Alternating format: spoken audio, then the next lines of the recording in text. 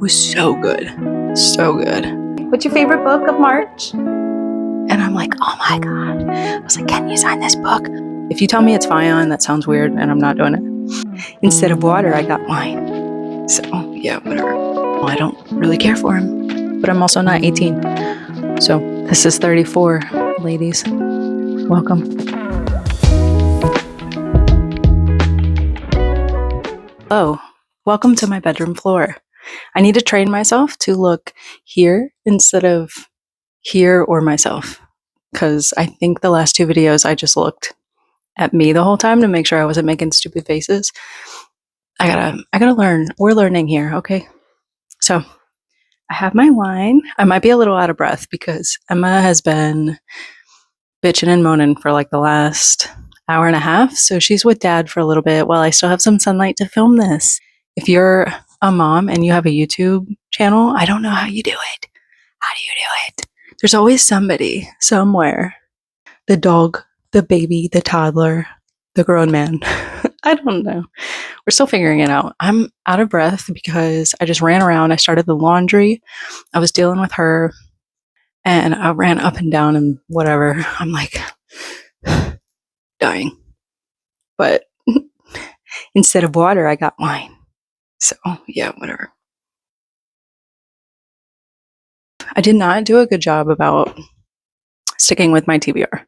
I've been in a slump since this book right here. This book did it, I think. I think this is the culprit.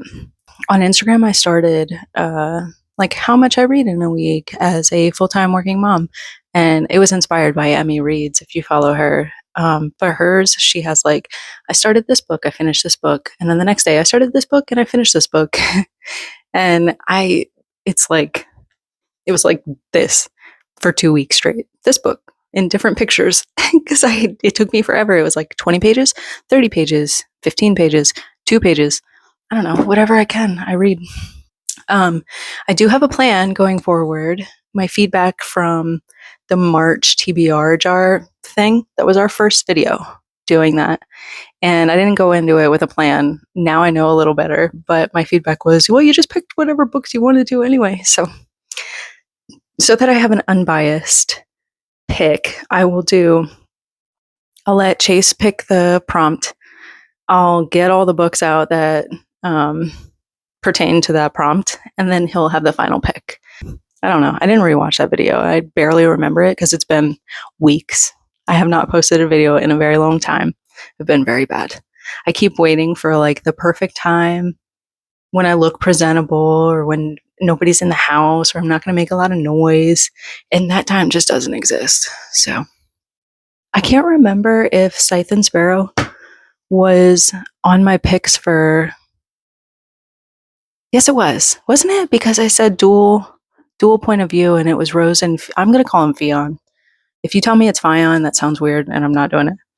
I think this was one of our picks. So I got through two on my TBR list. I didn't do very well.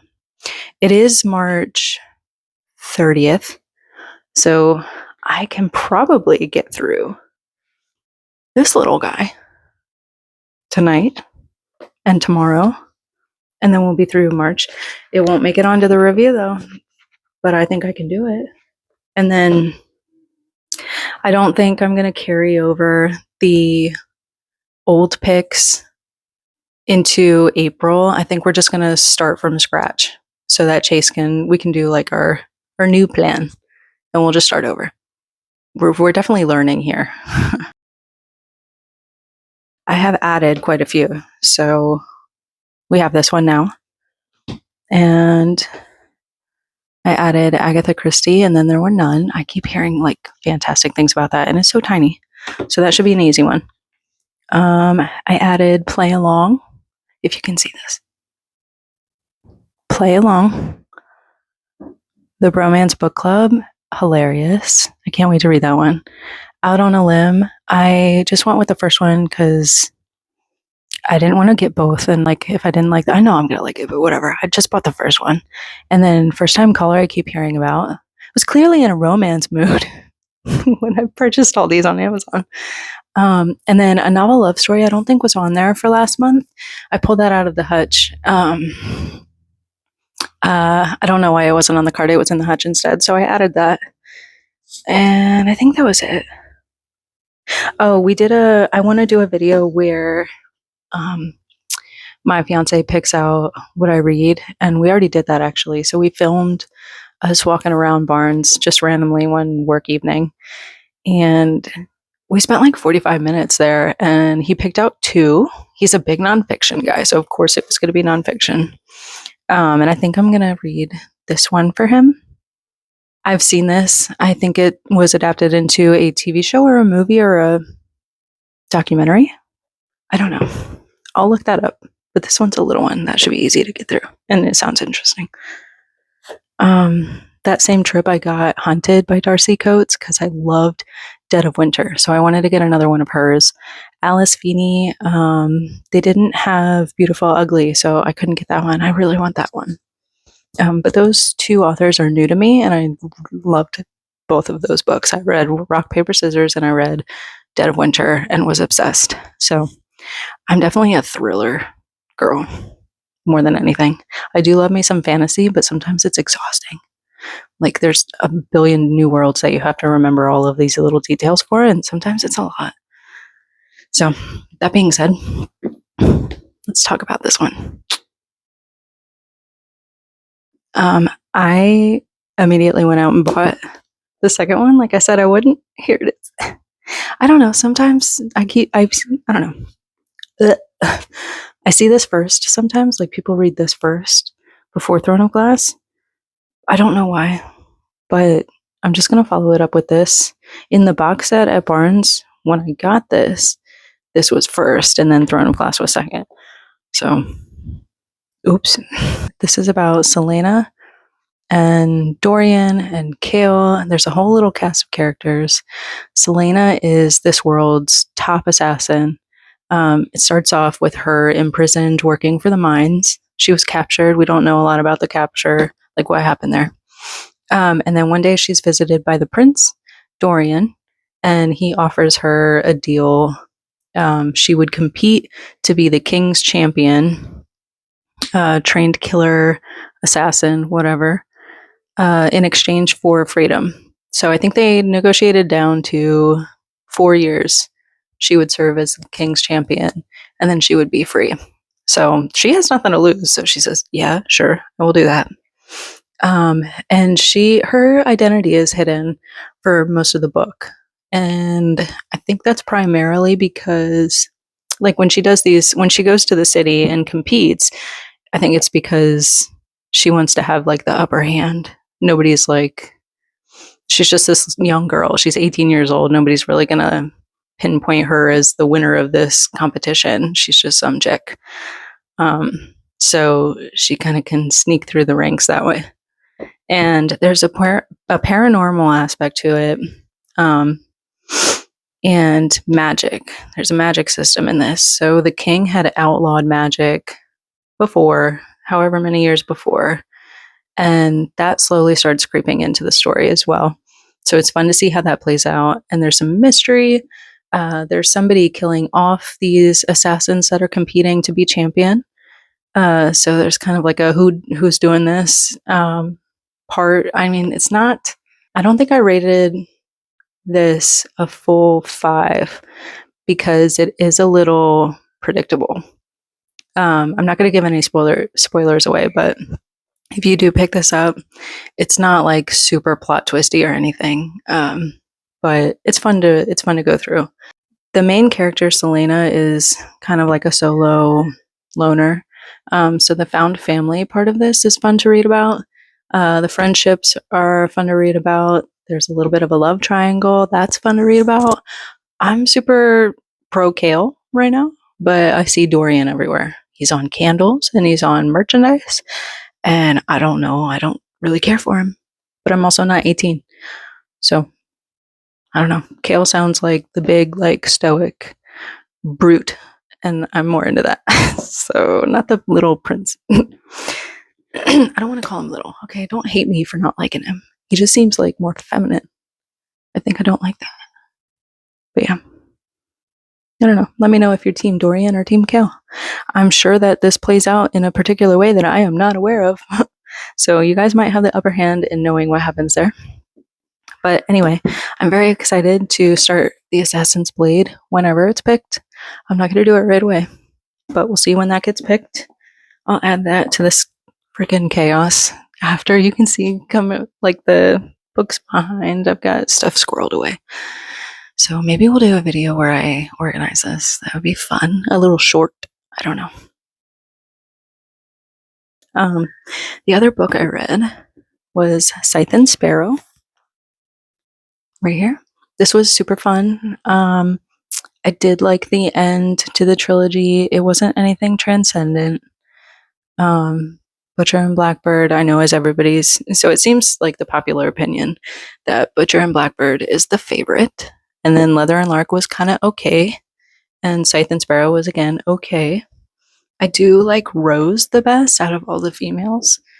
And I like Fionn because he's kind of the quiet brother or whatever. You don't know a lot about him. And then he's kind of like super twisty and into some dark stuff. So I kind of like that. I'm going to post something on Instagram and tag Bryn Weaver and say we need like an all girls finale, like just their friendship, the found family and friendship part of it. I want a book that is just the point of view of Sloane, Lark, and Rose, and just like a girls book. I think that would be really fun because the romance, like they all kind of read the same. So I think that would be something different. I don't know, maybe I'm just craving reading something about like relationships, like friendships or family relationships. I don't know. Oh, Firefly Lane. We've been talking about Kristen Hanna at work a lot lately, and maybe that's my next one. I have not read anything by Kristen Hanna, so before I go out and buy that, maybe, I don't know, I've been really bad. If I see it on Marketplace for $5, I'm going and getting it. I'm adding it. Okay. Wait, we need a wine break. It's going to be warm.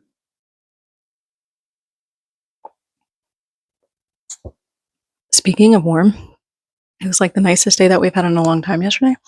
And I was outside all day. All day. I binged. We'll talk about it next. I binged The Perfect Marriage by Geneva Rose. It was so good. So good. It was one of those, like, it was the perfect little, like, murder mystery. And, like, scorned women. I don't know. It was just fun to listen to. Laying out in the sun. Picture you're by the beach and you're all like hot and sweaty and you're listening to this cast of characters and like putting all these like puzzle pieces together. It was great. It was great. And I read Home is Where the Bodies Are by her. And for whatever reason, I promise I'm not a stalker, but I had a dream about Geneva Rose, not about her specifically. I guess I did. Whatever. Anyway, I was an employee at Barnes & Noble. I was the cashier. And she was doing her thing where she's being all sneaky in like her little trench coat or whatever. And she's signing her books. And I spot her and I'm like, oh my God. I was like, can you sign this book? Some idiot left it in the line like before. And she's like, of course I can. She's like so nice.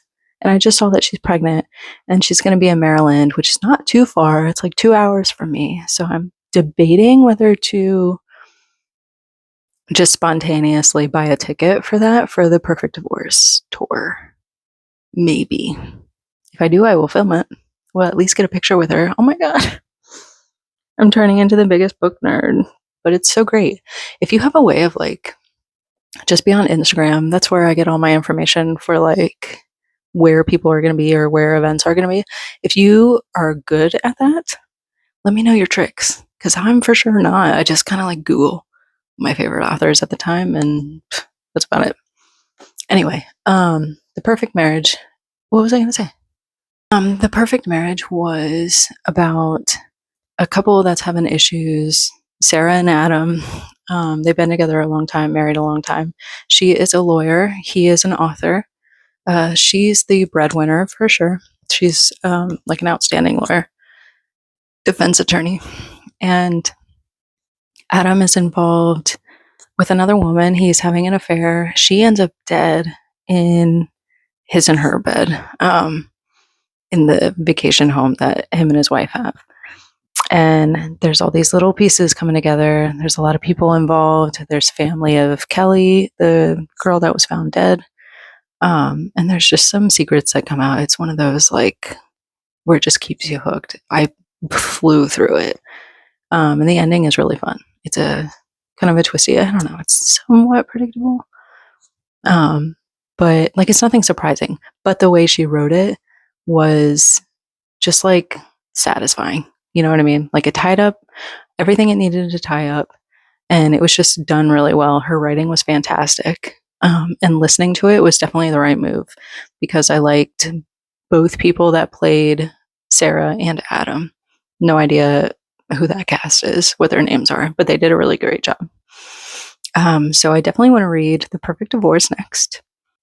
So the other, how many is that? I read Scythe and Sparrow. I read Butcher and Blackbird, Perfect Marriage, Lights Out. Is that it? 4 books? If I read a 5th, it really wasn't that great if I can't remember it. But I think that was it. So anyway, no, Where's Molly? That was short. That was like the very first day of March. So I guess that still counts. I finished it at the start of March. So we'll count that. Okay. Between January and February, I read Hunting Adeline, and Where's Molly? And my friend at work let me borrow Satan's Affair. I still have that one to read. And Phantom. My favorite characters out of that series, is Molly and Sibby. And it was so fun reading about Molly. She's so badass. And like her and the pigs, if you've read it already, you know the pigs and like her situation. She's just so like stoic. There's something about her that I really enjoy. Like she just has a mission and she's fucking going for it. So I appreciate her a lot. And I don't know what it is about Addie and Zaid. Like they're super unhinged. Like all of them are. But Molly seems like she didn't volunteer to be in this. So I think that's where it's kind of more, she's a little more normal. So I really enjoyed reading about her. If you've not read any of these, in Hunting Adeline, I don't want to give a spoiler if you haven't read Hunting. Okay, well, we'll just start by saying Molly was kidnapped by the sex trade, and we get a little glimpse of her in Hunting Adeline, just through journal entries. That's all I'll say. And all we know really about her is that she escaped and she has a baby sister that she's trying to get home to. She wants to care for her, and like, the family situation is shit, obviously. So she's trying to get back to her, trying to find her. And Where's Molly did a really great job of tying, like, back when she was in this house with other women that were stolen. And when she was writing these journal entries, it goes back and forth between timelines. So we get that part of it and that timeline, and then current. So what she's doing now. And it just starts off like right off the bat. And that was a really great short book. If you haven't read any of those books, definitely give them a try. My theme of the month was definitely dark romance. And then there's just Throne of Glass randomly. But we got a little bit of a theme going on. The other book that I listened to was Lights Out. And I listened to the audiobook because I was told that's the way to go. Just with the people that do the voice acting for those two, for Allie and Josh, they did a fantastic job.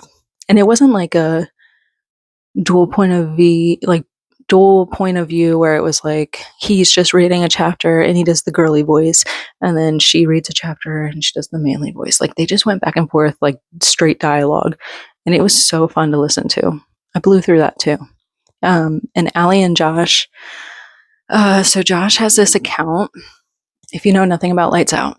So Josh has an account that's like thirst traps of him in a mask, and he's like being all sexy. And then Allie, is a follower of his, and she's a nurse by trade. And then she comments on Josh's one of his posts, one of his videos, and gets his attention. And I forget if it was something like stalkery, but he shows up in her life then. He reads the comment or whatever, and then he's like scoping her out. And she definitely has a mask kink.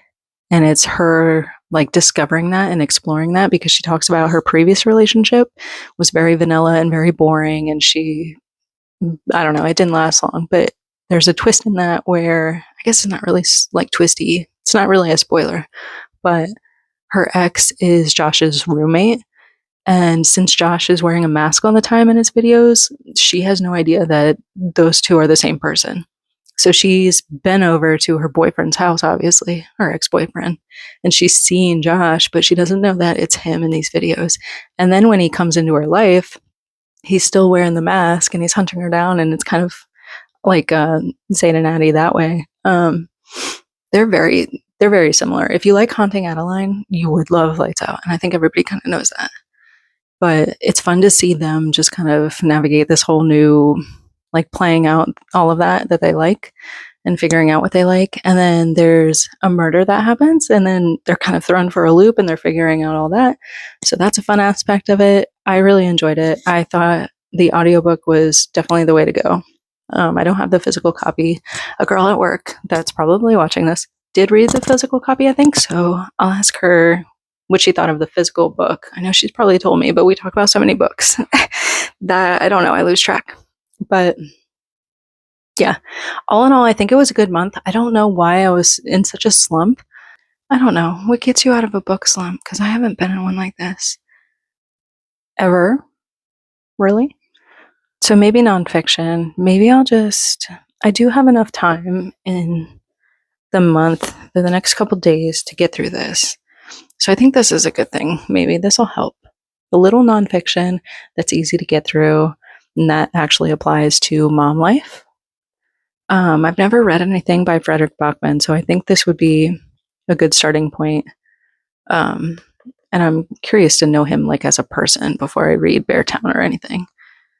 So I think I'll do this. I'll read this maybe tonight and tomorrow, and I get Chase back tomorrow. So we'll go through what I learned, what he needs to know. I like the setup of this. It's just very like, short little lessons, it looks like. I think that'll be a good little parent one to end the month on. Do you like my mic? I hope I played it. Oh, thank God it's still on. Could you imagine? I just filmed this whole freaking thing and it would have died halfway. I know that's going to happen at some point. I'm just not ready for it. Okay. Am I flushed from talking so much? This is 34, ladies. Welcome. That's the whole point. That's the whole reason I started this YouTube channel, was because I was like, I don't really see a lot of moms on here. I don't know. I just was craving. I follow a lot of the 20 somethings, and I love all of them individually for different reasons, but they have all of the time in the world to read. And what they're reading is usually younger. So I'm out of the YA thing. I don't necessarily want to read about 18-year-olds. Now, don't get me wrong. Throne of Glass, she's 18, and I had no trouble. Like, I did not mind reading that at all. And I don't know if it's because of the nature of it. Like, they're killing. So maybe that's why. Like, it's not high school, contemporary, But I want like different book recommendations and stuff like that. So I appreciate the few moms that I follow, and that was the whole point of this, was to meet more of them and get different book recommendations in the comments and whatever. I'll get through what I get through that's popular right now with the 20 somethings, but then I just want to branch out. Yeah.